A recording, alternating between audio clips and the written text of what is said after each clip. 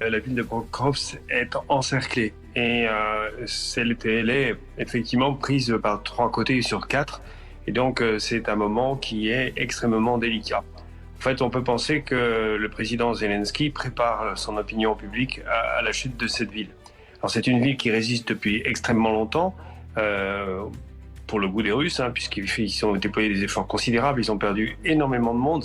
Pokrovsk, c'est un peu le Verdun de l'Ukraine, parce que ça fait longtemps qu'on s'y bat, et la ligne avait été longtemps figée.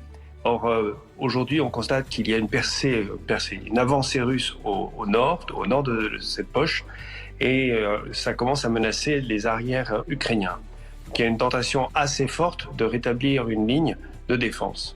Le problème, c'est que Pokrovsk se situe, comme d'autres villes dont on a beaucoup parlé, comme Kramatorsk, Sloviansk, se situe sur une ligne de crête, et que, effectivement, cette position domine le haut d'une plaine, et que si les Russes la prennent, ils auront un contrôle beaucoup plus facile sur ce qui se passe au débouché de cette plaine.